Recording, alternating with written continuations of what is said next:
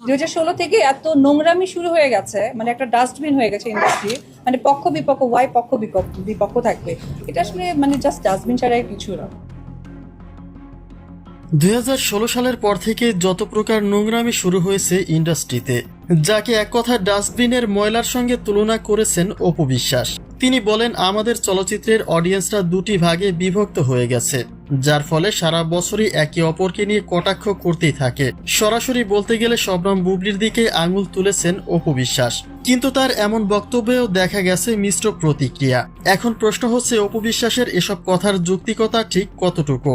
একজন নিরপেক্ষ ব্যক্তি হিসেবে বুবলির কাঁধে কেন সবটা দোষ চাপিয়ে দিলেন তিনি? চলুন তার বিস্তারিত জেনে নেওয়া যাক।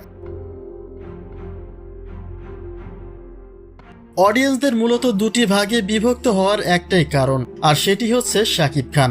অতীতের কিছু সাক্ষাৎকারে অপু বিশ্বাসকে বলতে শোনা যায়, শাকিব তাকে দুটি অপশন দিয়েছিল, অর্থাৎ বাচ্চা কনসিভ করলে শাকিবকে হারাতে হবে তার, আর সেই মুহূর্তে সন্তানের কথা চিন্তা করে নিজের ভবিষ্যৎ স্যাক্রিফাইস করে দেন অপু বিশ্বাস, যার ফলস্বরূপ শাকিবের সাথে তার ব্যক্তিগত সম্পর্কের ইতি টানা হয়। কিন্তু তার দীর্ঘদিন পর থেকে দোষারোপ করা হয় বুবলিকে, অর্থাৎ শাকিব অপুর সংসার ভাঙার কারিগর হিসেবে দায়ী করা হয় বুবলিকেই। আর এখান থেকেই মূলত অপু বুবলির শুভাকাঙ্ক্ষীরা দুটি ভাগে বিভক্ত হয়ে যায়। একে অপরকে নিয়ে কটাক্ষ করার কোনো সুযোগ পেলে তা কখনোই হাতছাড়া করেন না তারা।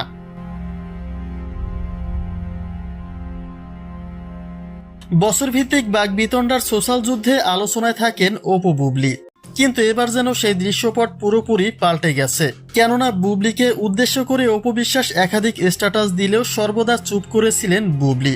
তাদের এমন আচরণে একটা বিষয় প্রায় পরিষ্কার, শাকিব যার সঙ্গে দূরত্ব কমিয়ে আনেন সেই ব্যক্তিটাই চুপ করে সবটা সহ্য করে নেয়। প্রমাণস্বরূপ বলতে গেলে বুবলি এখন তার বাস্তব চিত্র।